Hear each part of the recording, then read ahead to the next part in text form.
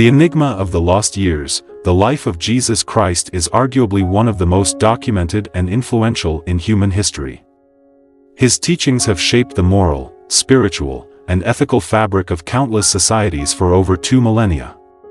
However, despite the extensive records of his birth, ministry, crucifixion, and resurrection, there exists a perplexing gap in the canonical Gospels, a period of nearly 2 decades about which we know almost nothing. This period, often referred to as the lost years of Jesus, spans from the age of 12, when he is last mentioned in the Gospels attending the Passover feast in Jerusalem, to the age of 29, when he reemerges to begin his public ministry. This mysterious gap has left scholars, theologians, and believers grappling with questions. Where was Jesus during these years? What was he doing? Why do the Gospels remain silent about this significant portion of his life? The historical context. To understand the significance of the lost years, it's important to first consider the historical and religious context in which the life of Jesus is situated. The canonical Gospels, Matthew, Mark, Luke, and John, provide detailed accounts of his birth, his early years, and the key events of his public ministry. These texts are foundational to Christian theology, offering a narrative that underpins the beliefs and practices of billions of people worldwide. However, the Gospels are not comprehensive biographies.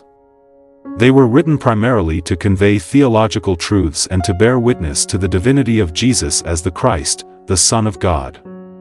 As such, they focus intensely on the events that the authors deemed most crucial to understanding Jesus' mission and identity, his teachings, miracles, crucifixion, and resurrection. The period between Jesus' childhood and his baptism by John the Baptist is conspicuously absent from these accounts, leading to much speculation. The lost years are first hinted at in the Gospel of Luke, where the young Jesus, at age 12, is found in the temple in Jerusalem, astonishing the teachers with his understanding and wisdom. After this event, the Gospels simply state that Jesus returned to Nazareth with his parents and was obedient to them. The next mention of Jesus comes nearly 2 decades later, when he appears as an adult, ready to embark on his public ministry. This gap has led to numerous theories and interpretations, ranging from the mundane to the mystical, as scholars and believers alike attempt to fill in the blanks. Purpose of exploration. The lost years of Jesus are not merely a historical curiosity, they have profound implications for our understanding of his identity, his teachings, and his mission. The silence of the Gospels on this period has led some to propose that Jesus spent these years in quiet obscurity, living a typical life in Nazareth, perhaps working as a carpenter like his father, Joseph. Others, however, suggest that these years were a time of intense spiritual preparation, during which Jesus traveled, studied, and engaged with various religious traditions that could have influenced his later teachings. This exploration seeks to delve into the mystery of the lost years, considering various perspectives and theories that have been proposed over the centuries.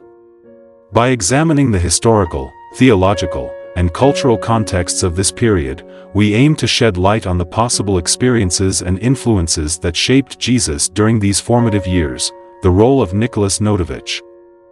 One of the most intriguing and controversial contributions to the discourse on Jesus' lost years comes from a 19th-century Russian journalist and explorer, Nicolas Notovitch. In 1887, Notovitch embarked on a journey across India, Tibet, and Afghanistan. His travels, initially motivated by geopolitical interests during the height of the Great Game between the Russian and British empires, took a surprising turn when he claimed to have discovered ancient texts that filled in the gaps of Jesus' life. Notovitch's account, published in 1894 under the title The Unknown Life of Jesus Christ, alleged that during his lost years, Jesus traveled to India and Tibet, where he studied the teachings of Buddhism and Hinduism. According to Notovitch, these experiences profoundly influenced Jesus' later teachings and could explain the similarities between Christian doctrine and certain Eastern philosophies. The implications of this claim were staggering, suggesting a syncretism in Jesus' teachings that bridged East and West, potentially reshaping the narrative of his life and mission. Notovitch's work was met with both intrigue and skepticism. While some saw it as a groundbreaking revelation, others dismissed it as a fabrication. Nevertheless, his account has persisted as a focal point in the ongoing debate about the lost years of Jesus, raising important questions about the sources of Jesus' wisdom and the universality of his message.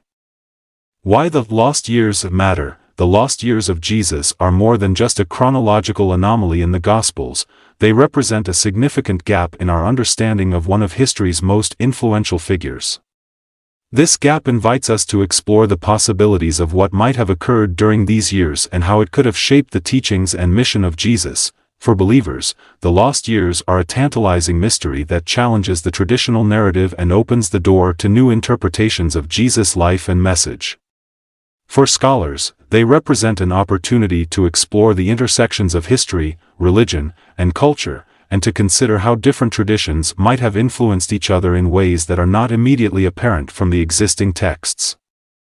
In this exploration, we will consider a variety of perspectives, including traditional Christian interpretations, historical theories, and the controversial claims of figures like Nicolas Notovitch.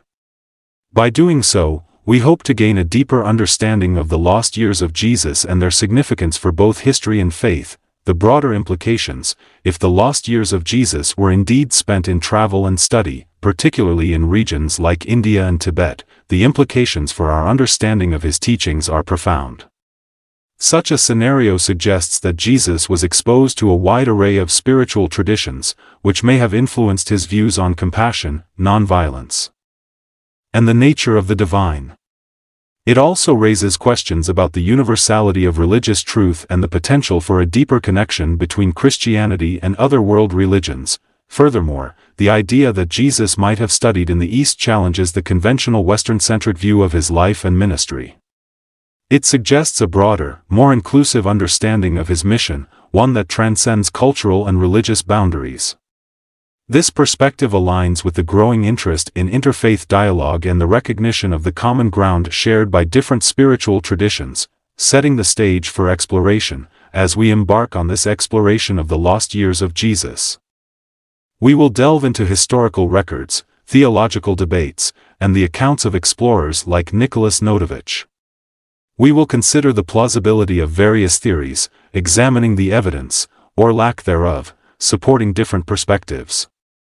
Along the way, we will also reflect on the broader implications of these lost years for our understanding of Jesus and his teachings. This journey through the enigma of the lost years is not just an academic exercise, it is a quest to uncover a deeper truth about one of history's most enigmatic figures.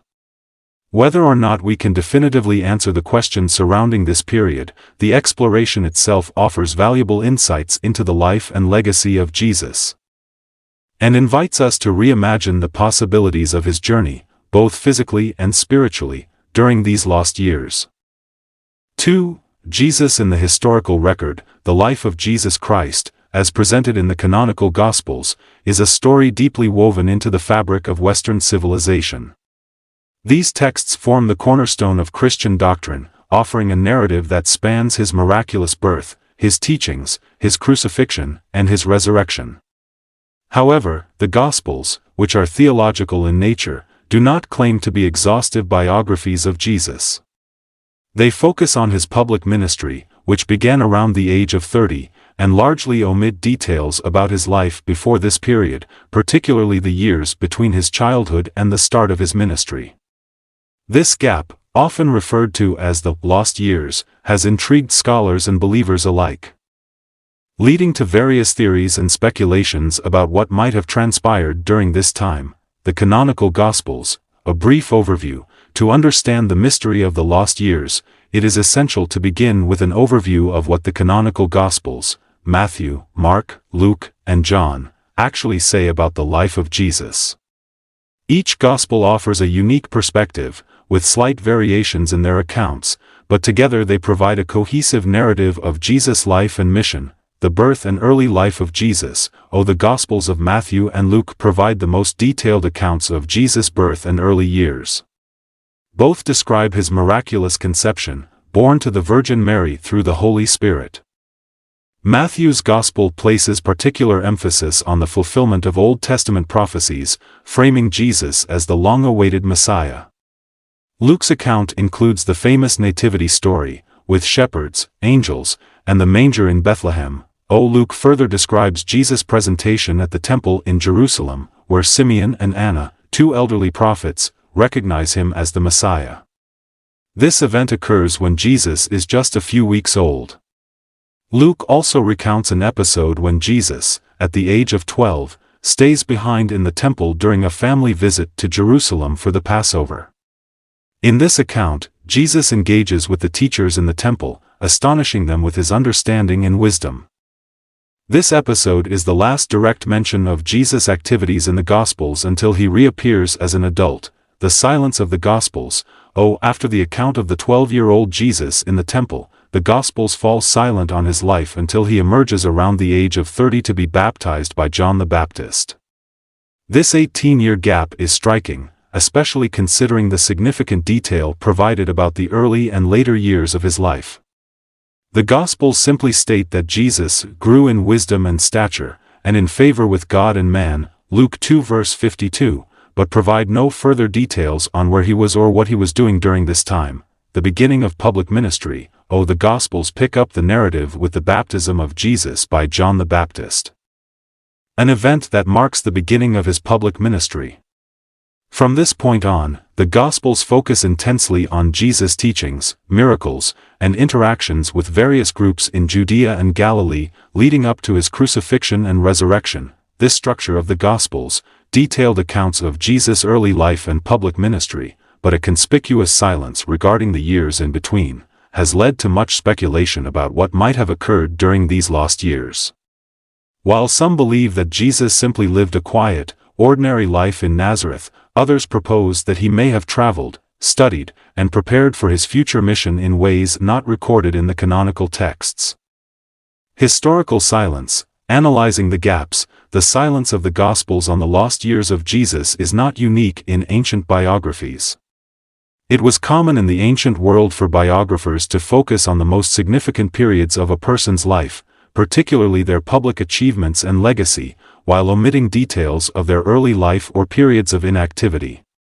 This approach can be seen in the biographies of other historical figures from antiquity, where large portions of their lives are left undocumented or briefly mentioned. However, the omission of nearly 2 decades from the life of a figure as significant as Jesus raises questions about why this period was not documented.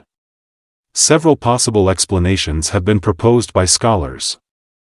Focus on theological significance. The primary purpose of the Gospels is to convey the theological significance of Jesus' life, death, and resurrection, rather than to provide a comprehensive biography.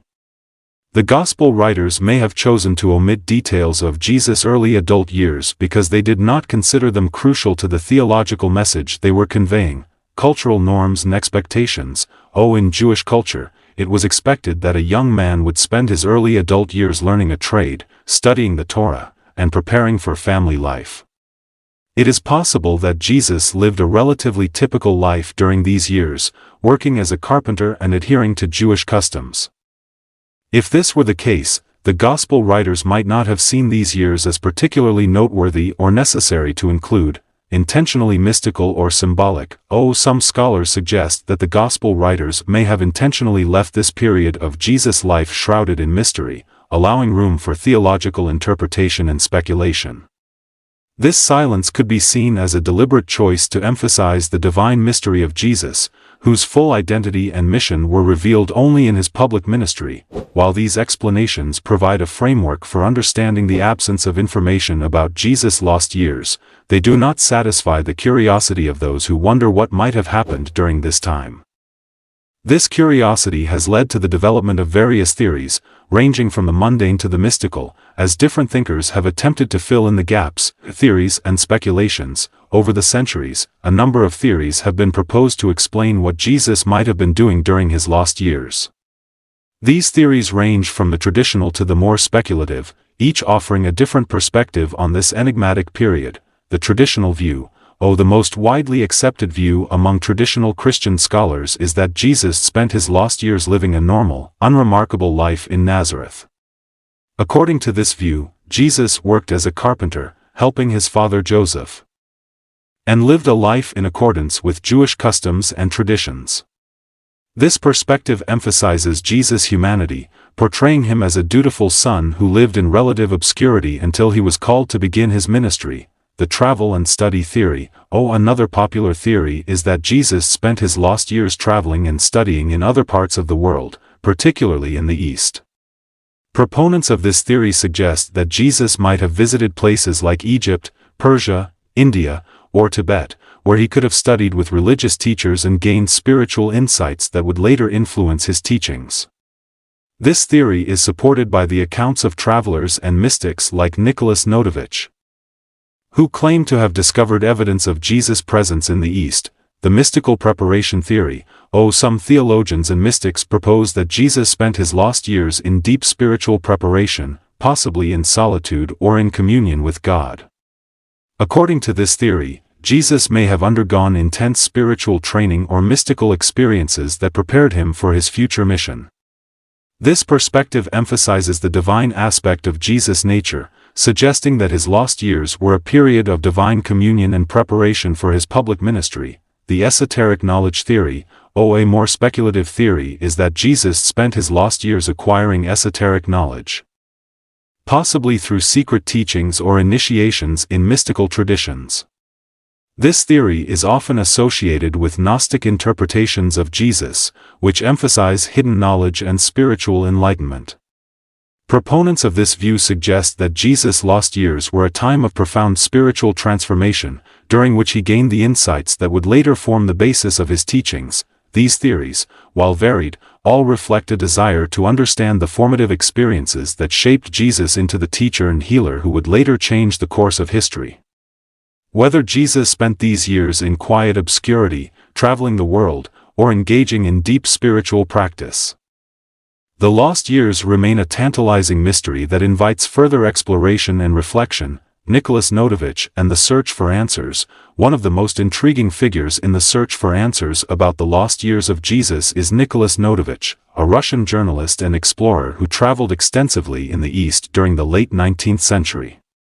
In 1887, Notovitch claimed to have discovered ancient texts at the Hemis Monastery in Ladakh, India, that documented Jesus' travels and studies in the East during his lost years. According to Notovitch, these texts revealed that Jesus, known in the East as Issa, spent several years in India and Tibet, where he studied the teachings of Buddhism and Hinduism. Notovitch's account, published in 1894 under the title The Unknown Life of Jesus Christ, caused a sensation, but also sparked controversy. Many scholars and theologians dismissed his claims as a fabrication, arguing that there was no credible evidence to support the idea that Jesus traveled to the East. Despite this skepticism, Notovitch's account has continued to capture the imagination of those who seek to understand the lost years of Jesus. Nicolas Notovitch's journey. The story of Nicolas Notovitch and his controversial claims regarding the lost years of Jesus begins in the late 19th century, during a period of intense geopolitical rivalry between the Russian and British empires, known as the Great Game. This was an era of exploration, espionage, and competition for influence in Central Asia, with both empires seeking to expand their territories and control strategic regions. It was in this context that Notovitch, a Russian journalist with a taste for adventure, set out on a journey that would take him to some of the most remote and mysterious parts of the world. Background of Nicolas Notovitch. Nicolas Notovitch was born in 1858 in what is now Ukraine, which at the time was part of the Russian Empire. Little is known about his early life, but it is clear that he was a man of curiosity and ambition. As a journalist, he covered a wide range of topics, from politics to cultural studies, and developed a keen interest in the spiritual and mystical traditions of the East. His travels eventually led him to India, where he became captivated by the rich tapestry of religious and cultural practices that he encountered. Notovitch's journey to India was part of a larger expedition that included visits to Tibet and Afghanistan. These regions were of particular interest to Russian strategists, who were keen to establish a foothold in Central Asia and counter British influence in the area. Notovitch's role in this geopolitical chess game is unclear, but it is evident that his travels were not purely for personal exploration, they also served the interests of the Russian Empire, the Great Game and Russian imperial interests. During the 19th century, the Russian and British empires were engaged in a covert struggle for dominance in Central Asia, a region of immense strategic importance due to its proximity to both empires and its potential as a gateway to the riches of the East. This rivalry, which became known as the Great Game, saw both empires deploying explorers, spies, and diplomats to gather intelligence, map uncharted territories, and forge alliances with local rulers. Notovitch's journey through India, Tibet, and Afghanistan took place against this backdrop of imperial rivalry. His travels were likely motivated by both personal curiosity and the broader geopolitical objectives of the Russian Empire. As a journalist, Notovitch was well aware of the importance of information and the power of the written word. He sought to document his experiences and discoveries, with the intention of sharing them with a wider audience upon his return to Europe. Discovery at Hemis Monastery, the most significant event of Notovitch's journey, occurred in 1887, when he arrived at the Hemis Monastery in Ladakh, a remote region in northern India. The Hemis Monastery, one of the largest and most famous Tibetan Buddhist monasteries in the region, is situated in a secluded valley surrounded by the towering peaks of the Himalayas. It was here that Notovitch claimed to have made a discovery that would challenge the very foundations of Christian theology. According to Notovitch, while he was recovering from a leg injury at the monastery, he engaged in conversations with the monks about religion and spirituality.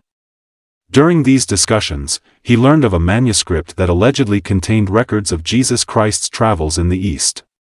The monks referred to Jesus as Issa and described how he had spent several years in India and Tibet, studying under Buddhist and Hindu teachers. Intrigued by this revelation, Notovitch requested to see the manuscript, and the monks obliged, allowing him to study the text and take notes. Notovitch's account of the manuscript, which he claimed was written in Pali and preserved in the monastery's library, described Jesus' journey from Palestine to India, where he lived among the people, learned from the Brahmins, and preached about the equality of all humans before God. The manuscript also recounted how Jesus later traveled to Tibet, where he studied Buddhist teachings before returning to Palestine to begin his public ministry. The Lama's revelation, the conversations between Notovitch and the Lamas at Hemis Monastery form the crux of his claim. Notovitch described how the Lamas were initially reluctant to share the manuscript with him, fearing the consequences of revealing such a significant document to an outsider. However, after gaining their trust, Notovitch was allowed to study the manuscript, which he believed contained undeniable evidence that Jesus had spent his lost years in the East. According to Notovitch, the manuscript detailed how Jesus, known as Issa in the East, was recognized as a prophet and a holy man by the people of India and Tibet. The text described Jesus as a wise teacher who preached against the rigid caste system in India and advocated for the spiritual equality of all people. It also recounted how Jesus' teachings attracted the ire of the local Brahmins, who saw him as a threat to their authority and sought to drive him out of their region. The Lama's revelation, as reported by Notovitch, suggested that Jesus had not only traveled to the East but had also been deeply influenced by the spiritual teachings of Buddhism and Hinduism. This influence, according to Notovitch, was evident in Jesus' later teachings in Palestine, which emphasized compassion, nonviolence, and the importance of inner spiritual development. Notovitch's return to Europe and publication. Upon his return to Europe, Notovitch published his findings in the book The Unknown Life of Jesus Christ in 1894. The book caused an immediate sensation, as it challenged the conventional understanding of Jesus' life and teachings. Notovitch's claim that Jesus had spent his lost years in India and Tibet, learning from Eastern spiritual masters, was met with both fascination and skepticism. In his book, Notovitch described the contents of the manuscript in detail, providing what he claimed was a faithful translation of the text.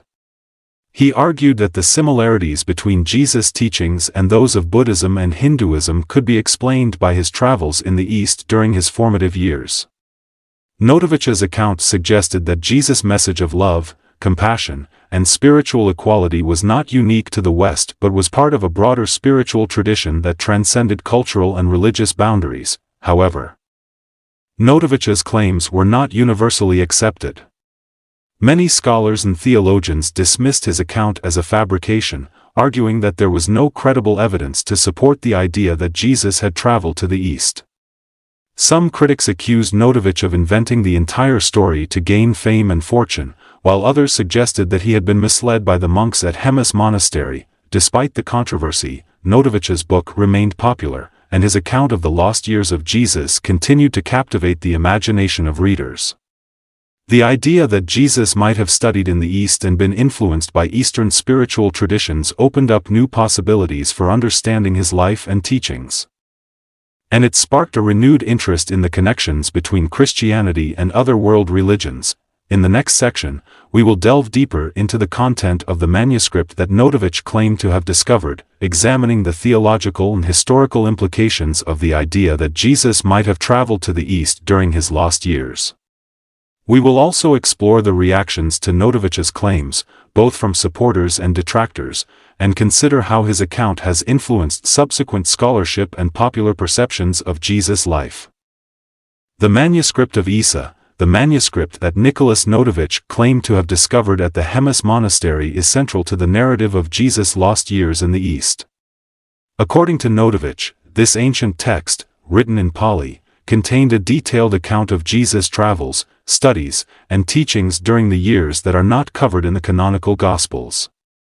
Notovitch's description of the manuscript, as well as his translation of its contents, provides a fascinating, if controversial, glimpse into a potential chapter of Jesus' life that has been largely overlooked by Western tradition. Details of the manuscript, as described by Notovitch, is said to have been a compilation of writings by various monks and scholars who documented the life and teachings of Issa, the name by which Jesus was known in the East. According to the manuscript, Issa was born in Israel and, at a young age, felt a strong calling to seek spiritual knowledge and truth. This calling led him to leave his home and embark on a journey to the East, where he spent several years studying the religious traditions of India and Tibet. The manuscript details Issa's travels through India, where he is said to have lived among the Brahmins, learning the sacred texts of the Vedas and mastering the arts of meditation and spiritual discipline. Issa's teachings, as recorded in the manuscript, emphasize the unity of all people before God, the importance of compassion and love, and the rejection of material wealth and social hierarchies. These teachings, according to the manuscript, brought Issa into conflict with the local religious authorities, who saw him as a threat to their power and influence. The manuscript also describes Issa's journey to Tibet, where he studied with Buddhist monks and learned the principles of non-violence, spiritual enlightenment, and the impermanence of the material world. The text suggests that Issa was deeply influenced by the teachings of Buddhism, which later informed his own spiritual mission upon returning to Israel. Theological implications. The contents of the manuscript, if authentic, have profound theological implications. The idea that Jesus, during his lost years, traveled to the East and studied under Buddhist and Hindu teachers challenges the traditional understanding of his life and teachings. It suggests that Jesus was not only a product of Jewish religious thought but also a participant in a broader, more universal spiritual tradition that included elements of Eastern philosophy. One of the key theological implications of the manuscript is the suggestion that Jesus' teachings on compassion, nonviolence, and spiritual equality were influenced by Eastern religious traditions. This challenges the view that these teachings were unique to Jesus and rooted solely in Jewish thought. Instead, the manuscript implies that Jesus synthesized elements of both Eastern and Western spirituality to create a message that transcended cultural and religious boundaries. Another significant implication is the potential for a closer relationship between Christianity and other world religions, particularly Buddhism and Hinduism. If Jesus was indeed influenced by these traditions, it suggests a common spiritual foundation that could serve as a basis for interfaith dialogue and understanding. This perspective aligns with the idea that all major religious traditions share certain core values and teachings, which can be traced back to a common source of divine inspiration. Translation and interpretation. The process of translating and interpreting the manuscript raises several important questions. Notovitch claimed that the manuscript was originally written in Pali, an ancient language used in many Buddhist texts, and that it was preserved in the library of the Hemis Monastery. He also suggested that the manuscript was part of a larger collection of writings that documented the lives of various spiritual teachers who had traveled through the region over the centuries. Notovitch's translation of the manuscript into French, and later into other languages, was based on his understanding of Pali and his interpretation of the text's meaning. This process of translation and interpretation is inherently subjective, as it involves making choices about how to render certain words and concepts into a different language and cultural context. Critics of Notovitch's work have questioned the accuracy and authenticity of his translation, suggesting that he may have misinterpreted or even fabricated parts of the manuscript. Some scholars have pointed out inconsistencies in Notovitch's account and have argued that there is no independent evidence to verify the existence of the manuscript he described. Despite these criticisms, Notovitch's translation and interpretation of the manuscript have continued to intrigue readers and scholars.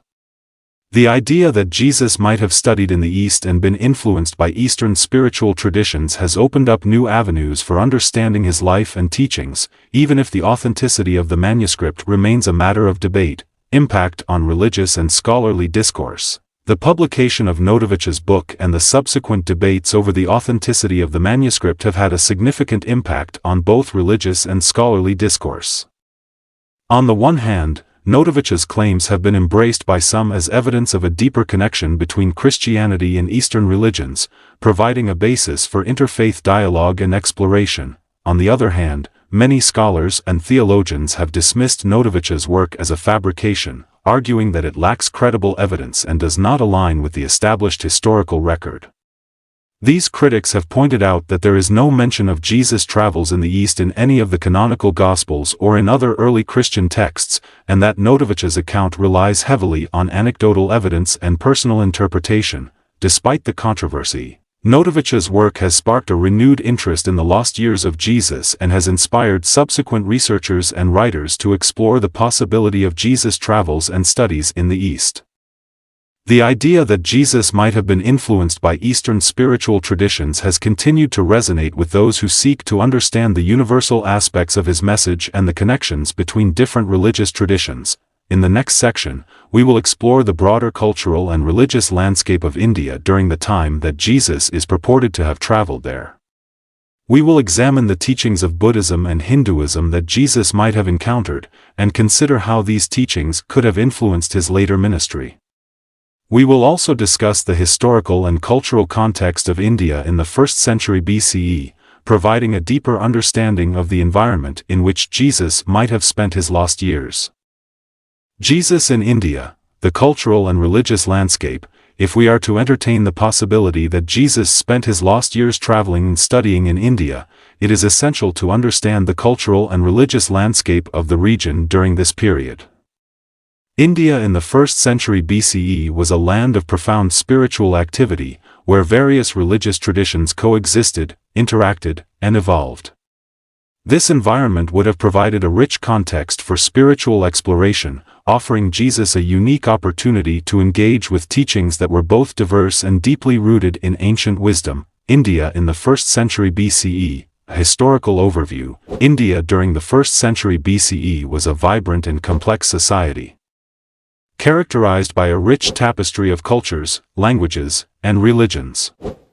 The region was not unified under a single political entity but was instead divided into various kingdoms, each with its own rulers, customs, and traditions.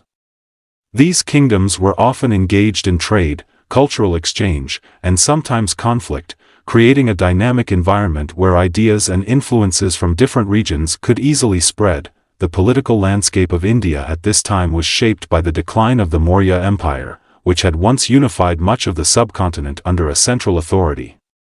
After the fall of the Maurya Empire, smaller kingdoms and regional powers emerged, leading to a period of political fragmentation.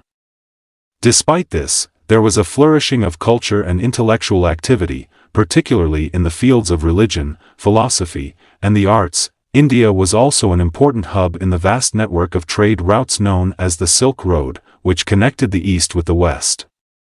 These trade routes facilitated the exchange of goods, ideas, and cultural practices between India, China, Persia, and the Mediterranean world. This made India a melting pot of different cultures and a center of learning where travelers, merchants, and scholars from various regions could meet and share their knowledge. Buddhism and Hinduism, spiritual traditions of India. Two of the most prominent religious traditions in India during this period were Buddhism and Hinduism. Both traditions had deep roots in the Indian subcontinent and offered rich spiritual teachings that could have influenced anyone seeking knowledge and enlightenment. Buddhism, Buddhism, founded by Siddhartha Gautama, the Buddha, in the 5th century BCE, had by the 1st century BCE spread across much of India and beyond. The teachings of the Buddha emphasized the Four Noble Truths and the Eightfold Path, which offered a way to overcome suffering and attain enlightenment. Buddhism also promoted the practice of meditation, mindfulness, and compassion, values that resonate with the teachings of Jesus as recorded in the Gospels. By the 1st century BCE, Buddhism had developed into various schools of thought, including Theravada, which focused on the teachings of the historical Buddha, and Mahayana, which emphasized the role of the Bodhisattva and the idea of universal salvation. Buddhist monasteries and universities, such as those at Nalanda and Taxila, were centers of learning where scholars and monks studied and taught a wide range of subjects, including philosophy, ethics, and metaphysics. Hinduism, Hinduism, often described as the world's oldest religion, is a complex and diverse tradition with roots that go back thousands of years. By the 1st century BCE, Hinduism had evolved into a rich tapestry of beliefs, practices, and schools of thought, including the Vedic tradition, which focused on ritual sacrifice and the worship of various deities, and the Upanishadic tradition, which emphasized meditation, inner knowledge, and the pursuit of spiritual liberation, moksha. The sacred texts of Hinduism, including the Vedas, the Upanishads, and the Bhagavad Gita, offered profound insights into the nature of the self, the universe, and the divine. These texts also explored the concept of dharma, righteous duty, karma, the law of cause and effect, and the cyclical nature of life and death, samsara. The teachings of the Bhagavad Gita, in particular, emphasized the importance of devotion, bhakti, and selfless action, ideas that would later find echoes in the teachings of Jesus. The Silk Road and cultural exchange. The Silk Road, a network of trade routes that connected the East and the West, played a crucial role in facilitating the exchange of goods, ideas, and religious beliefs. India, strategically located along these routes, became a crossroads of cultures, where travelers from different regions could meet, trade, and share their knowledge. The Silk Road not only brought goods such as silk, spices, and precious metals to and from India but also facilitated the exchange of religious and philosophical ideas. Buddhist missionaries traveled along these routes, spreading their teachings to Central Asia, China, and beyond. At the same time, Indian scholars and teachers traveled to other regions, bringing with them the spiritual wisdom of Hinduism and Buddhism. If Jesus indeed traveled to India during his lost years, the Silk Road would have provided a natural route for his journey. Along the way, he would have encountered a diverse array of spiritual traditions and teachings, including those of Zoroastrianism from Persia, Taoism from China, and the various indigenous religions of Central Asia. This exposure to different spiritual practices and beliefs could have profoundly influenced Jesus' understanding of the divine and his approach to his own mission. The teachings Jesus might have encountered during his purported travels in India. Jesus would have had the opportunity to study and engage with a wide range of spiritual teachings. These teachings, which form the foundation of Hinduism and Buddhism, offer insights into the nature of reality, the self, and the path to spiritual liberation, non-attachment and renunciation. One of the central teachings of both Hinduism and Buddhism is the concept of non-attachment, which involves letting go of material desires and ego-driven pursuits in order to attain spiritual liberation. The practice of renunciation, or the giving up of worldly possessions and attachments, is seen as essential for achieving inner peace and enlightenment. This concept of non-attachment resonates with the teachings of Jesus, who frequently spoke about the dangers of wealth and the importance of seeking spiritual rather than material riches. In the Gospels, Jesus encourages his followers to sell what you have and give to the poor, Luke 12 verse 33, and to store up treasures in heaven, Matthew 6 verse 20. These teachings suggest a possible influence of the Hindu and Buddhist emphasis on renunciation and the pursuit of spiritual wealth, compassion and non-violence. Compassion, karuna, and non-violence, ahimsa, are fundamental principles in both Buddhism and Hinduism. The Buddha taught that compassion for all living beings is essential for overcoming suffering and attaining enlightenment. Similarly, the concept of ahimsa, or non-harming, is a key tenet of Hindu ethics, which emphasizes the importance of avoiding harm to others in thought, word, and deed. The teachings of Jesus also place a strong emphasis on compassion and non-violence.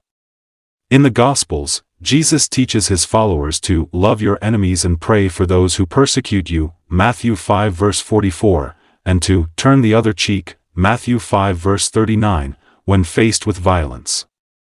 These teachings align closely with the principles of compassion and non-violence found in Buddhism and Hinduism, suggesting a possible connection between these traditions. Meditation and inner spiritual practice. Meditation and inner spiritual practice are central to the spiritual traditions of India. Both Hinduism and Buddhism teach that meditation is a powerful tool for attaining self-knowledge, inner peace, and spiritual liberation. The practice of mindfulness, concentration, and contemplation are seen as essential for achieving enlightenment and realizing the true nature of the self. While the Gospels do not explicitly mention meditation, the teachings of Jesus often emphasize the importance of inner spiritual practice and communion with God. Jesus frequently withdrew to solitary places to pray and meditate, and he taught his followers to seek the kingdom of God within themselves, Luke 17 verse 21. This focus on inner spiritual practice suggests a possible influence of the meditative traditions of Hinduism and Buddhism. The influence on Jesus' later teachings. If Jesus did indeed study and engage with the spiritual traditions of India during his lost years, it is likely that these experiences had a profound impact on his later teachings. The emphasis on compassion, non-violence, and the pursuit of inner spiritual knowledge found in the Gospels aligns closely with the teachings of Buddhism and Hinduism, suggesting that Jesus may have integrated these Eastern spiritual practices into his own mission. The similarities between Jesus' teachings and those of Eastern traditions have led some scholars to propose that Jesus was a universal teacher, whose message transcended cultural and religious boundaries. This perspective challenges the traditional view of Jesus as a purely Jewish figure and opens up the possibility that his teachings were influenced by a broader range of spiritual traditions. Historical and cultural context. India and beyond. Understanding the historical and cultural context of India during the 1st century BCE provides valuable insights into the environment in which Jesus might have spent his lost years. The region was a melting pot of religious and philosophical ideas, where different traditions interacted and influenced one another. This dynamic environment would have provided Jesus with a unique opportunity to engage with diverse spiritual teachings and to develop a deeper understanding of the nature of reality, the self, and the divine. In the next section, we will explore the broader implications of the idea that Jesus might have studied in the East. We will consider how this perspective challenges traditional views of his life and teachings, and how it opens up new possibilities for understanding the connections between Christianity and other world religions. We will also examine the reactions to Notovitch's claims, both from supporters and detractors, and consider how his account has influenced subsequent scholarship and popular perceptions of Jesus' lost years. Issa's journey, learning and teaching in the East. If we entertain the notion that Jesus, known as Issa in the East, spent his lost years in India and Tibet, studying under the guidance of spiritual teachers and engaging with the rich traditions of these regions, it's crucial to explore the specifics of what he might have learned and how these experiences could have shaped his later teachings. This section delves into the potential journey of Issa, examining the teachings he might have encountered, the impact of these teachings on his own spiritual development, and his role as a teacher within the Eastern context. Jesus as a student, a seeker of wisdom. In the narrative presented by Nicolas Notovitch and other proponents of the idea that Jesus traveled to the East, Jesus is portrayed as a seeker of wisdom, a young man driven by a deep spiritual yearning. This portrayal aligns with the image of Jesus in the canonical Gospels, where he is often depicted as a figure of profound spiritual insight and compassion.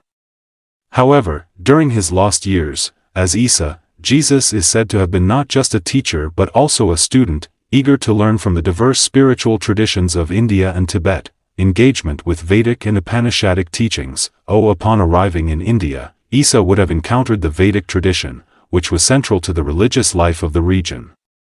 The Vedas, a collection of ancient hymns and rituals, were regarded as the ultimate source of spiritual knowledge and authority.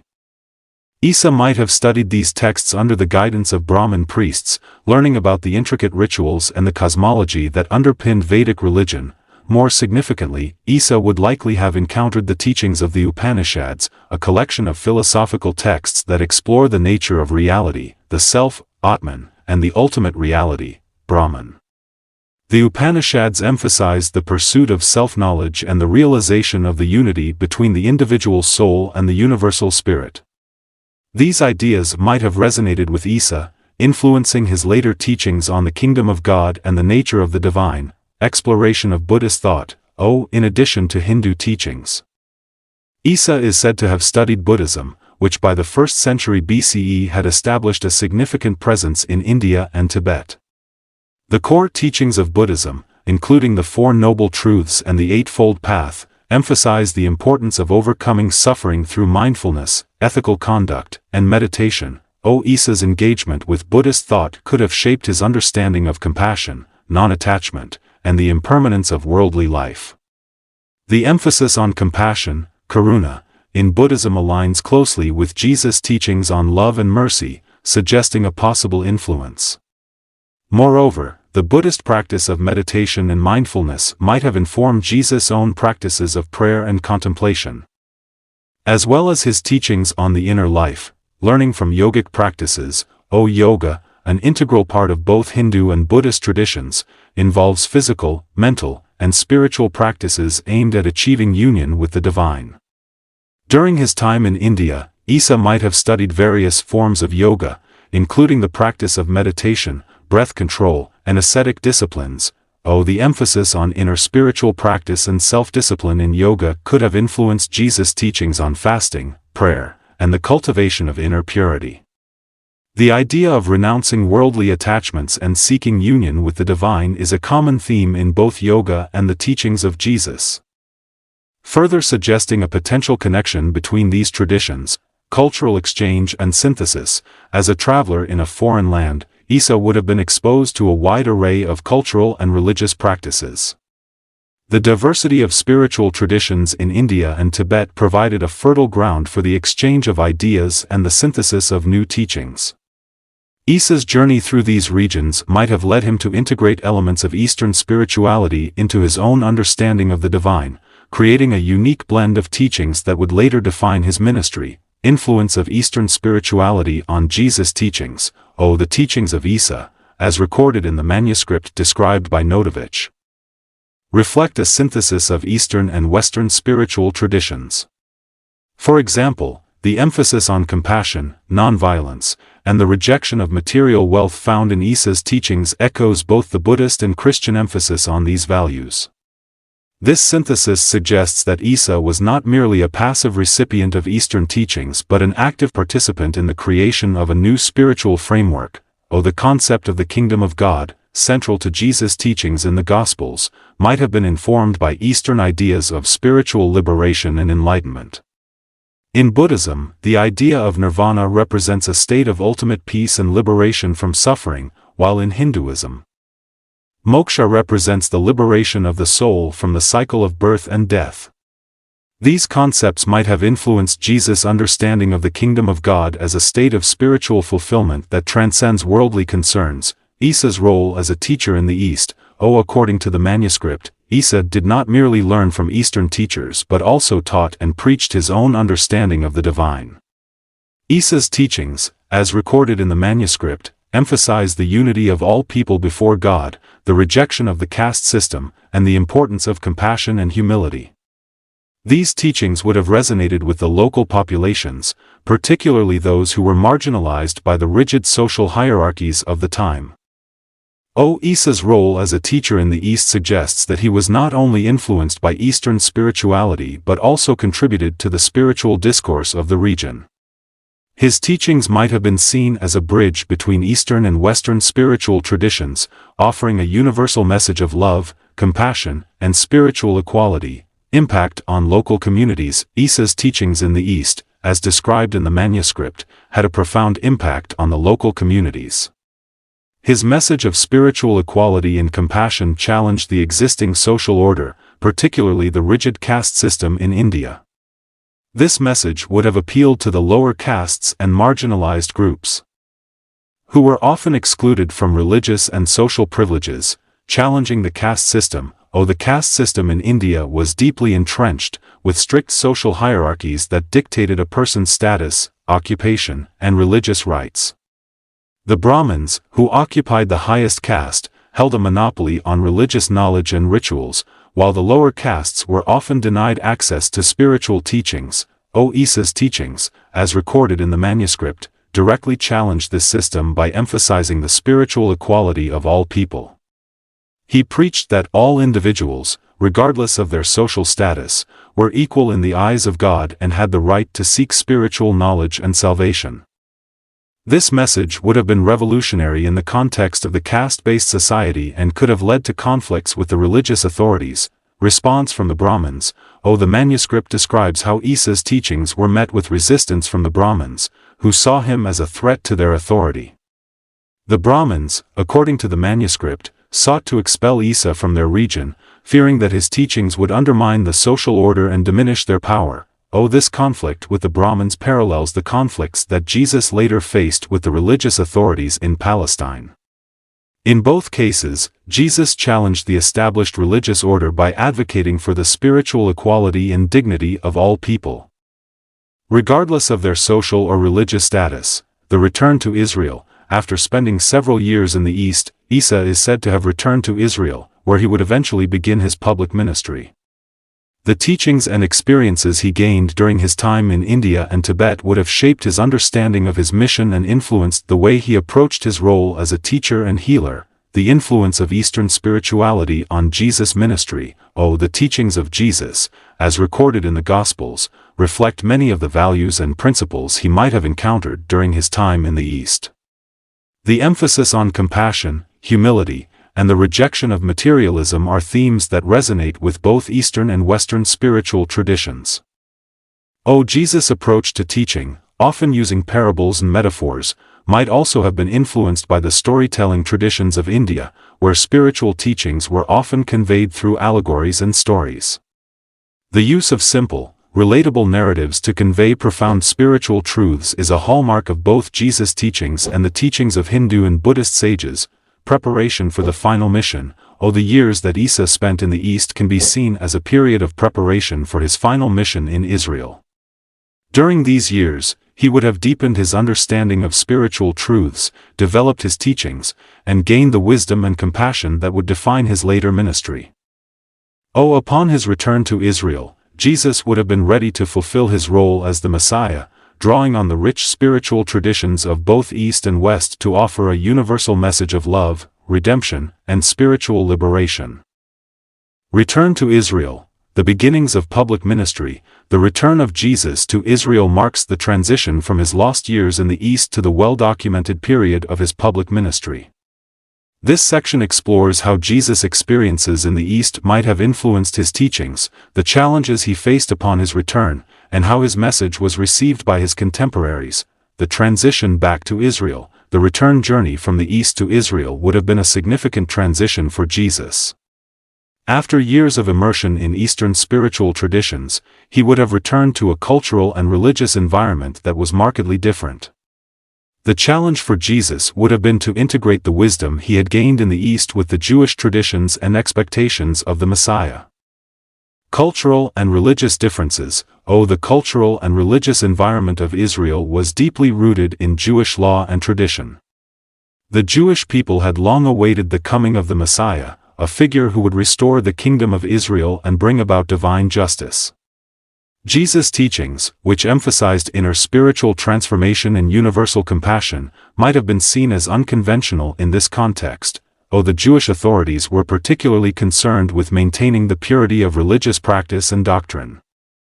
Any teachings that deviated from traditional interpretations of the Torah were often met with suspicion and resistance. Jesus, with his unique blend of Eastern and Western spirituality, would have faced the challenge of presenting his message in a way that resonated with the Jewish people while remaining true to his spiritual insights. Integration of Eastern and Western spirituality. Jesus' ability to integrate Eastern and Western spiritual teachings would have been a defining aspect of his ministry. His emphasis on compassion, humility, and the inner life reflected the influence of Eastern spirituality, while his focus on the kingdom of God and the fulfillment of Jewish prophecy connected him to the expectations of his people. The concept of the kingdom of God, central to Jesus' teachings, can be seen as a synthesis of Eastern ideas of spiritual liberation and the Jewish hope for divine intervention in history. Jesus taught that the kingdom of God was both a present reality and a future hope, accessible to all who embraced his teachings and lived according to the principles of love and justice. The influence of Eastern spirituality on Jesus' ministry. The influence of Jesus' experiences in the East is evident in many aspects of his public ministry. His teachings, actions, and approach to spirituality reflect the values and practices he might have encountered during his lost years. Compassion and healing. One of the most distinctive aspects of Jesus' ministry was his emphasis on compassion and healing. Jesus frequently reached out to those who were marginalized, including the poor, the sick, and sinners.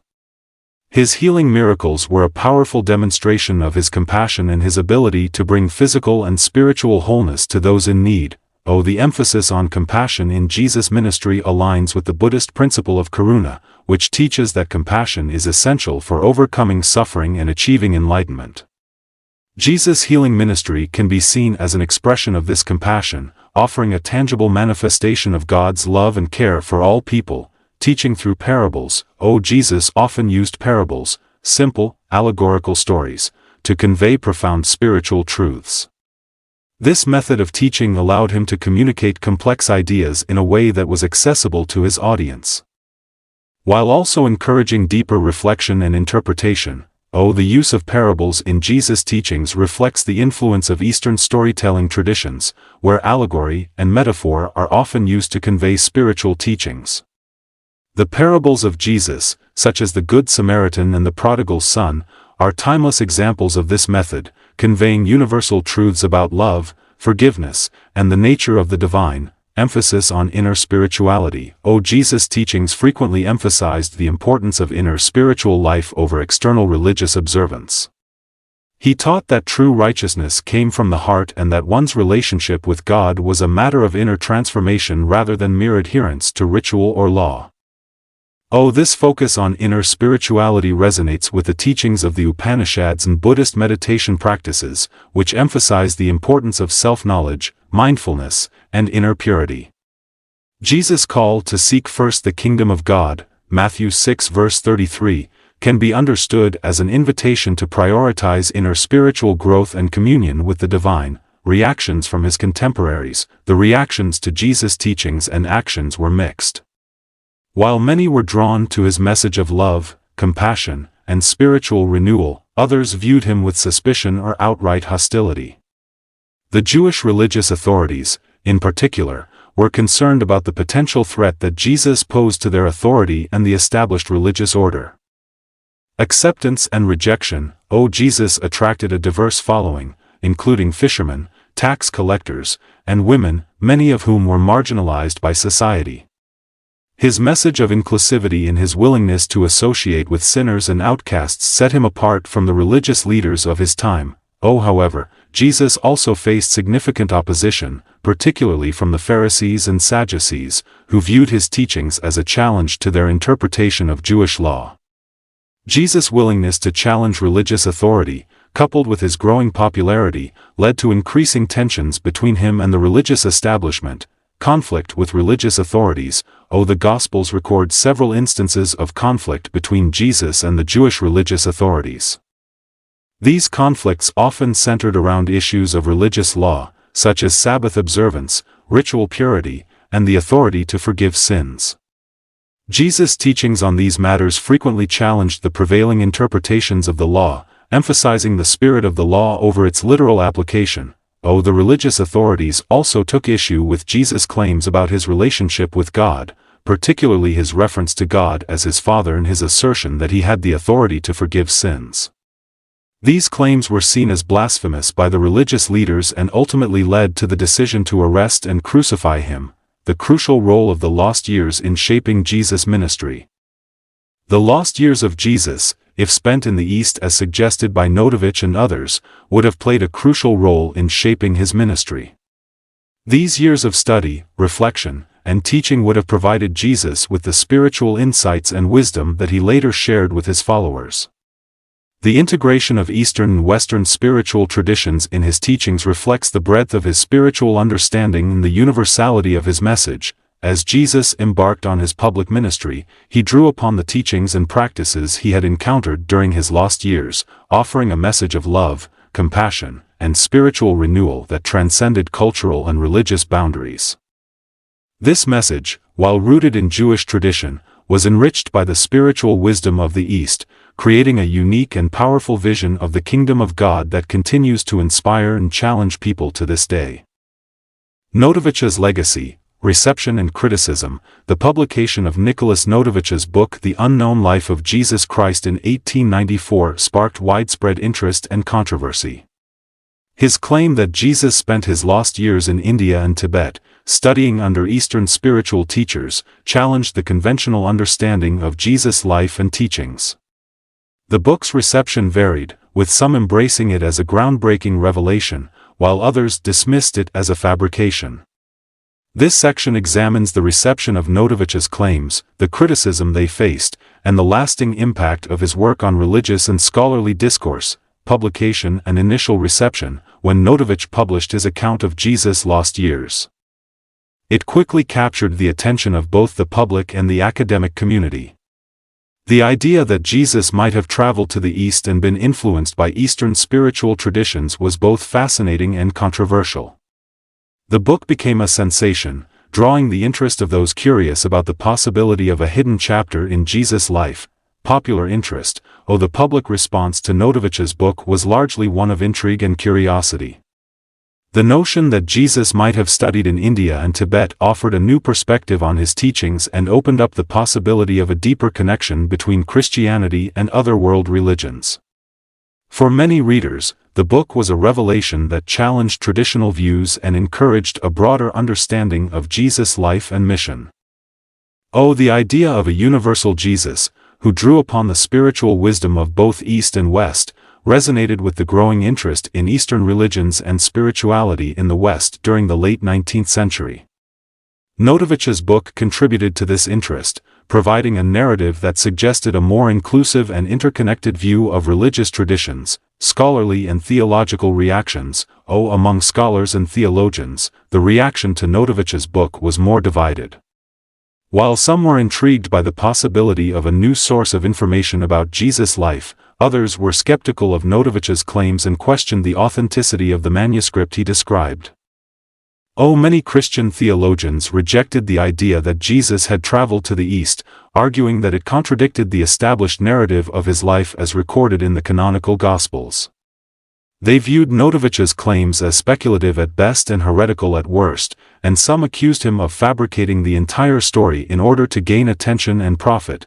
Criticism from theological circles. The most significant criticism of Notovitch's work came from Christian theologians and religious authorities who were concerned about the theological implications of his claims.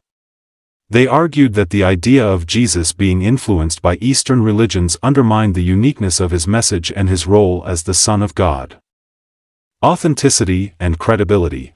Critics of Notovitch questioned the authenticity of the manuscript he claimed to have discovered, noting that there was no independent verification of its existence. Some scholars suggested that Notovitch had either misunderstood or deliberately misrepresented the information he received from the monks at Hemis Monastery. Others pointed out inconsistencies in Notovitch's account, including discrepancies in the timeline of his travels and the lack of corroborating evidence from other sources. These critics argued that Notovitch's story was a fabrication, designed to capitalize on the public's fascination with Eastern spirituality and the possibility of a hidden chapter in Jesus' life. Theological objections. Theologically, the idea that Jesus studied in the East posed a challenge to the traditional Christian understanding of his divinity and his mission. If Jesus had been influenced by Eastern religions, it raised questions about the uniqueness of his teachings and the nature of his relationship with God. Some theologians argued that Notovitch's claims were incompatible with the doctrine of the Incarnation, which holds that Jesus was fully divine and fully human from the moment of his conception. They contended that as the Son of God, Jesus would not have needed to seek spiritual knowledge from human teachers, particularly those outside the Jewish tradition. Accusations of heresy. The strongest objections to Notovitch's work came from those who viewed it as heretical. By suggesting that Jesus was influenced by Eastern religions, Notovitch was seen as challenging the foundational beliefs of Christianity, including the divinity of Jesus and the exclusivity of his message. These critics accused Notovitch of promoting a syncretistic view of religion that diluted the uniqueness of Christianity and undermined its claim to be the one true faith. They warned that accepting Notovitch's account could lead to a weakening of Christian doctrine and a blurring of the boundaries between different religious traditions. Support from scholars and explorers. Despite the criticism, Notovitch's work also found support from some scholars, explorers, and spiritual seekers who were open to the idea of a universal Jesus who transcended cultural and religious boundaries. These supporters argued that Notovitch's claims deserved further investigation and that the possibility of Jesus' travels in the East should not be dismissed outright. Interfaith dialogue and universalism. Supporters of Notovitch's work saw his account as an opportunity to promote interfaith dialogue and a more universal understanding of spirituality. They argued that if Jesus had indeed studied in the East, it would suggest that his message was not limited to one cultural or religious context but was intended for all of humanity. This perspective aligned with the growing interest in universalism and the idea that all major religious traditions share certain core values and teachings. Notovitch's account was seen as a potential bridge between Christianity and Eastern religions, offering a common ground for dialogue and mutual understanding. Explorers and adventurers. Some explorers and adventurers who had traveled in the East were sympathetic to Notovitch's claims, having encountered similar stories and traditions during their own journeys.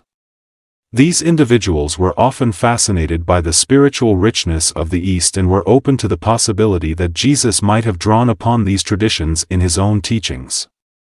For example, Sir Francis Younghusband, a British explorer who led an expedition to Tibet, expressed interest in Notovitch's account and suggested that further investigation was needed to determine its validity.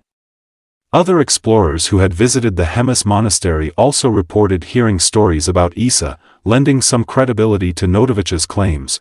The lasting impact of Notovitch's work. Although Notovitch's account was widely criticized and remains controversial, it has had a lasting impact on religious and scholarly discourse. The idea that Jesus might have traveled to the East and been influenced by Eastern spiritual traditions continues to captivate the imagination of those interested in the connections between different religious traditions. Influence on subsequent scholarship. Notovitch's work inspired subsequent scholars and writers to explore the possibility of Jesus' lost years in the East. Some researchers have continued to investigate the connections between Christianity and Eastern religions, seeking evidence to support the idea that Jesus might have drawn upon Buddhist and Hindu teachings in his ministry. While the majority of mainstream scholars remain skeptical of Notovitch's claims, his work has contributed to a broader exploration of the historical and cultural context of Jesus' life.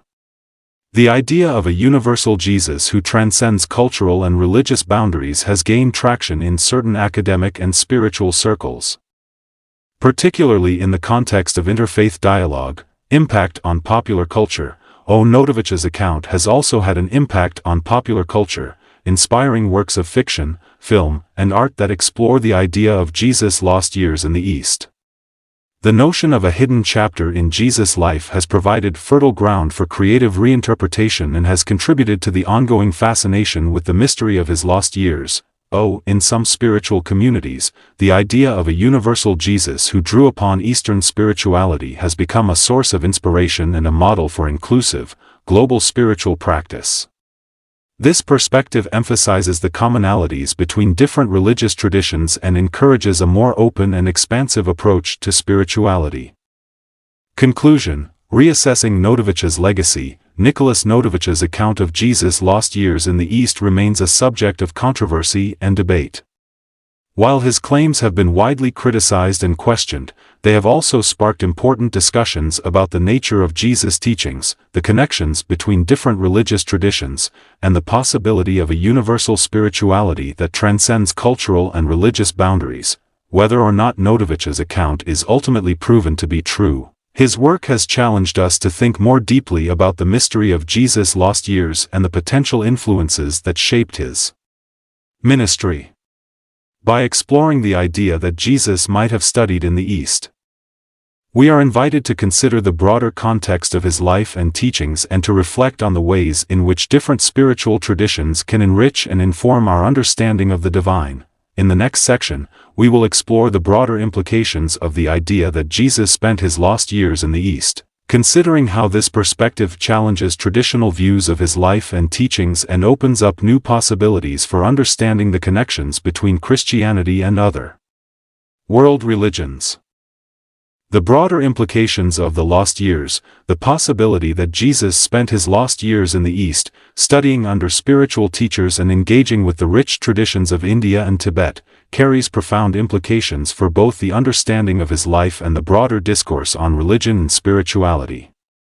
This section explores the potential impact of this perspective on interfaith dialogue, the concept of Jesus as a universal teacher, and the ongoing quest to understand the historical Jesus. Interfaith dialogue, bridging East and West. One of the most significant implications of the idea that Jesus traveled to the East during his lost years is its potential to bridge the gap between Christianity and Eastern religions.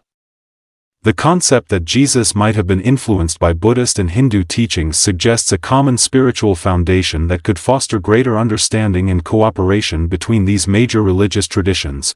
Commonalities in teachings. The teachings of Jesus, particularly his emphasis on compassion, nonviolence, and inner spiritual transformation, share significant parallels with the core principles of Buddhism and Hinduism. The notion that these teachings might have been influenced by Eastern spirituality challenges the view that Christianity is entirely distinct from other world religions and suggests that there are shared values and beliefs that transcend cultural and religious boundaries. By acknowledging these commonalities, interfaith dialogue can move beyond theological differences and focus on the shared spiritual goals of love, compassion, and the pursuit of truth. This approach encourages mutual respect and understanding, allowing adherents of different religions to learn from one another and work together to address common challenges. Jesus as a universal spiritual teacher. The idea that Jesus might have studied in the East and drawn upon its spiritual traditions reinforces the concept of Jesus as a universal spiritual teacher, whose message is relevant to all people, regardless of their cultural or religious background. This perspective aligns with the growing interest in universalism, which seeks to find common ground among the world's religions and promote a more inclusive and holistic approach to spirituality. In this view, Jesus is not confined to the narrow confines of a single religious tradition but is instead seen as a figure who transcends cultural and religious boundaries. His teachings, while rooted in the Jewish tradition, are enriched by the wisdom of other spiritual traditions, making them accessible and meaningful to people of all faiths. A new paradigm for religious understanding. The possibility that Jesus was influenced by Eastern spirituality challenges traditional religious paradigms and invites a rethinking of how we understand the relationship between different religions. Rather than viewing religious traditions as isolated and competing entities, this perspective encourages a more interconnected and synergistic understanding of spirituality. This new paradigm emphasizes the idea that all religious traditions are part of a larger, interconnected spiritual journey, in which different paths ultimately lead to the same truth. By embracing this perspective, interfaith dialogue can move beyond theological debates and focus on the shared spiritual goals that unite humanity. Jesus as a universal teacher, expanding the understanding of his mission. if we consider the possibility that Jesus' lost years were spent studying in the East, it opens up new avenues for understanding his mission and the universal relevance of his teachings. This perspective challenges the traditional view of Jesus as a purely Jewish figure and suggests that his message was intended for all of humanity. The universality of Jesus' message, the idea that Jesus was influenced by Eastern spiritual traditions reinforces the universality of his message. His teachings on love, compassion, forgiveness, and the inner life are not confined to any one cultural or religious context but are instead relevant to all people, regardless of their background or beliefs.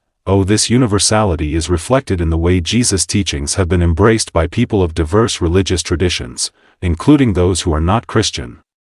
The principles of love, compassion, and nonviolence that Jesus taught resonate with the core values of many world religions, suggesting that his message transcends the boundaries of any single tradition. Jesus and the global spiritual community. By understanding Jesus as a universal teacher, we can place him within the broader context of the global spiritual community. His teachings can be seen as part of a larger, interconnected spiritual tradition that includes the wisdom of other great spiritual leaders, such as the Buddha, Laozi, and Krishna. This perspective encourages a more inclusive approach to spirituality, in which the teachings of Jesus are not seen as competing with those of other religions but as complementary and mutually enriching. By recognizing the common spiritual foundation that underlies all religious traditions, we can foster a greater sense of unity and cooperation among the world's spiritual communities. Reimagining Jesus' mission. The idea that Jesus studied in the East also invites a reimagining of his mission. Rather than being solely a religious reformer within the Jewish tradition, Jesus can be seen as a spiritual guide whose mission was to bring the universal principles of love, compassion, and spiritual liberation to all people. This reimagined mission emphasizes the transformative power of Jesus' teachings, which challenge us to look beyond the superficial differences between religions and focus on the deeper spiritual truths that unite us. By embracing this broader understanding of Jesus' mission, we can create a more inclusive and compassionate world. The search for the historical Jesus. Uncovering new perspectives. The search for the historical Jesus has been a central focus of biblical scholarship for over a century. The possibility that Jesus spent his lost years in the East offers a new dimension to this quest, inviting scholars to explore the cultural and religious influences that might have shaped his teachings. Historical evidence and scholarly debate. The idea that Jesus traveled to the East during his lost years has sparked considerable debate among scholars. While there is no definitive historical evidence to support this claim, the similarities between Jesus' teachings and those of Eastern spiritual traditions have led some researchers to consider the possibility of cultural exchange and influence. Some scholars argue that the absence of evidence in the canonical Gospels and other early Christian texts does not necessarily mean that Jesus did not travel to the East. They suggest that the silence on this period of his life could be due to the focus of the Gospel writers on his public ministry and the theological significance of his death and resurrection. The role of interdisciplinary research. The search for the historical Jesus is an interdisciplinary endeavor that draws upon a wide range of fields, including biblical studies, archaeology, anthropology, and religious studies. The possibility of Jesus' travels in the East invites scholars to expand their research to include the cultural and religious contexts of India, Tibet, and other regions along the Silk Road. By exploring these contexts, scholars can gain a deeper understanding of the spiritual landscape in which Jesus might have lived and studied, and how these experiences could have influenced his teachings. This interdisciplinary approach can also shed light on the broader patterns of cultural exchange and interaction between different religious traditions. Re-evaluating the canonical Gospels. The possibility that Jesus spent his lost years in the East also invites a re-evaluation of the canonical Gospels. While these texts are foundational to Christian theology, they were written from a particular cultural and theological perspective and may not provide a complete account of Jesus' life. By considering the potential influences of Eastern spirituality on Jesus' teachings, scholars can re-examine the Gospels in a new light, exploring how his message might have been shaped by the broader cultural and religious context in which he lived. This reevaluation can also lead to a more nuanced and comprehensive understanding of Jesus' teachings and their relevance for contemporary spirituality. Modern perspectives. Continuing the exploration, the idea that Jesus spent his lost years in the East continues to inspire both scholarly research and popular interest. This section explores how modern perspectives, including recent scholarship, cultural resonance, and the role of new technologies, are shaping the ongoing exploration of this intriguing possibility. Recent scholarship and discoveries. In recent years, there has been a renewed interest in the possibility that Jesus traveled to the East during his lost years. This interest has been fueled by new discoveries, interdisciplinary research, and a growing recognition of the interconnectedness of world religions. New archaeological evidence. While direct archaeological evidence of Jesus' travels in the East remains elusive, recent discoveries have shed light on the broader context of cultural exchange between the Mediterranean world and the East. These findings include evidence of trade routes, religious artifacts, and inscriptions that suggest a flow of ideas and beliefs between different regions. Archaeologists and historians are increasingly focusing on the Silk Road as a conduit for cultural and religious exchange. By studying the material culture of this period, researchers hope to uncover new evidence that could support or refute the idea that Jesus traveled to the East during his lost years. Interdisciplinary research. The exploration of Jesus' lost years in the East has benefited from the contributions of scholars in various fields, including religious studies, anthropology, and comparative religion. These researchers are examining the parallels between Jesus' teachings and those of Eastern spiritual traditions, as well as the historical context in which these exchanges might have occurred. This interdisciplinary approach is leading to new insights into the possible connections between Christianity and Eastern religions, and how these connections might have influenced the development of religious thought and practice in both the East and the West. Reevaluation of ancient texts. Scholars are also re-evaluating ancient texts, both canonical and non-canonical, to explore possible references to Jesus' travels in the East. These texts include the apocryphal Gospels, early Christian writings, and ancient documents from the East that mention figures resembling Jesus. By examining these texts in the context of cultural exchange and religious syncretism, researchers are gaining a deeper understanding of how Jesus' teachings might have been influenced by Eastern spirituality and how these influences were transmitted to his followers. Cultural resonance and popular interest. The idea that Jesus spent his lost years in the East has continued to resonate with the public, inspiring works of fiction, film, and art that explore this intriguing possibility.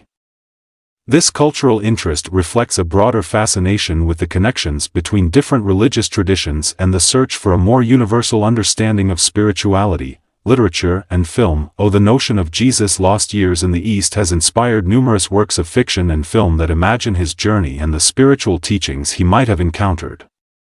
These creative works often explore themes of cultural exchange, spiritual growth, and the search for truth, offering new interpretations of Jesus' life and mission.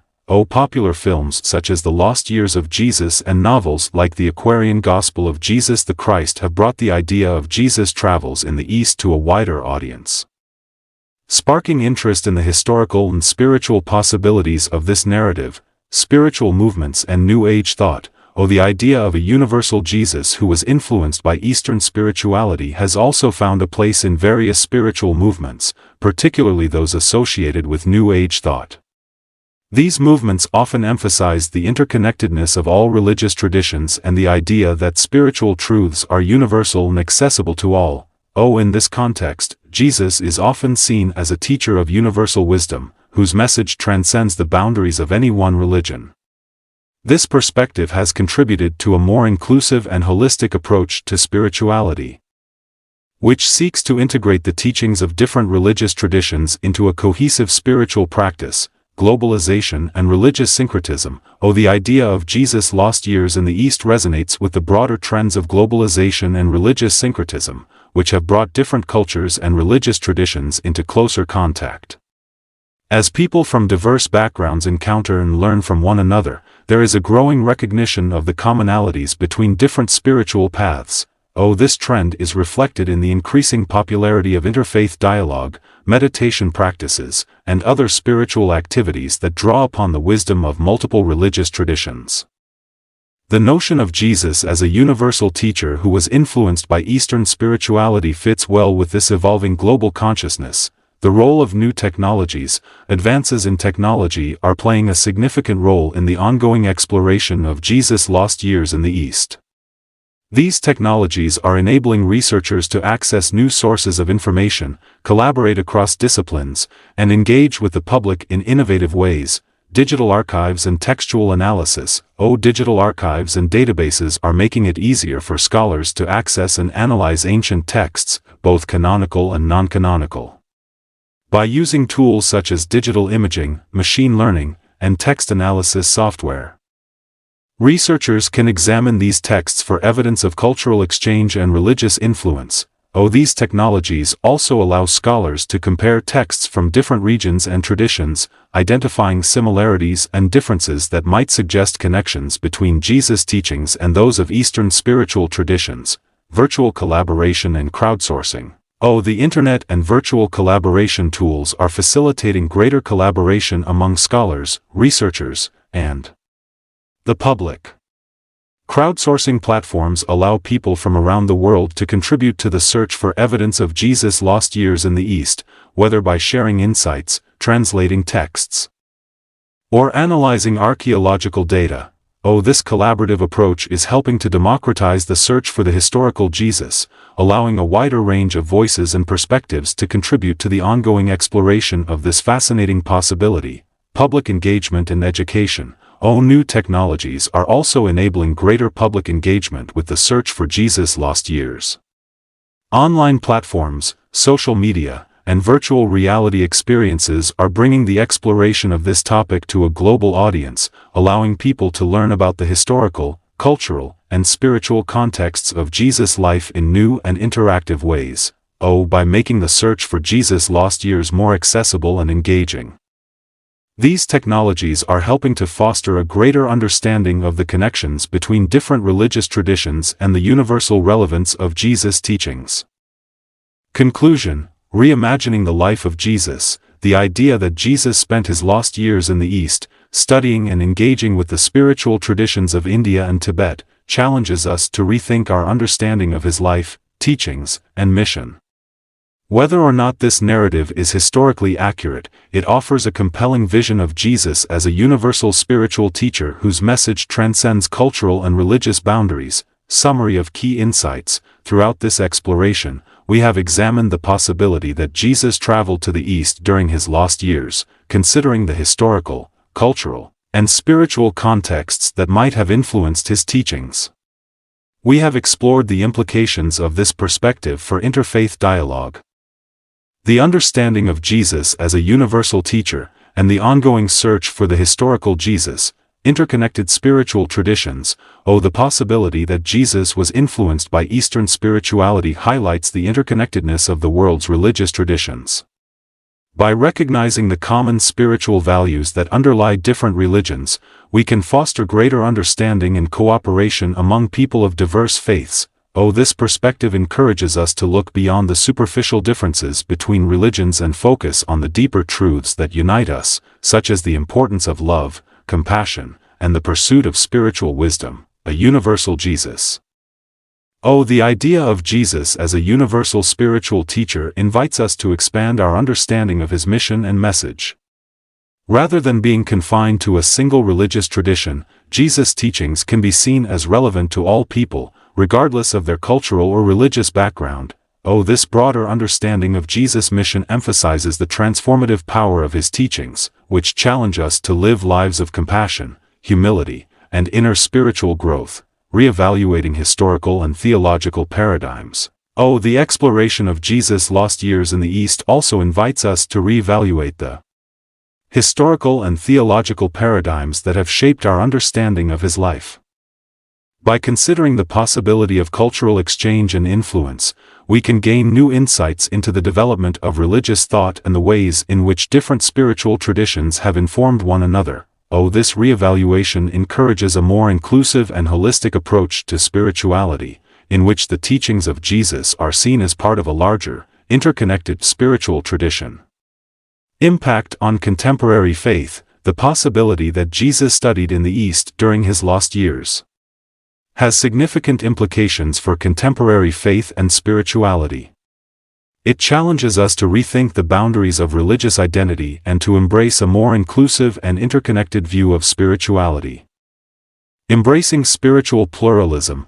The idea of a universal Jesus who was influenced by Eastern spirituality encourages us to embrace spiritual pluralism, recognizing that there are many paths to spiritual truth and that different religious traditions can offer valuable insights into the divine.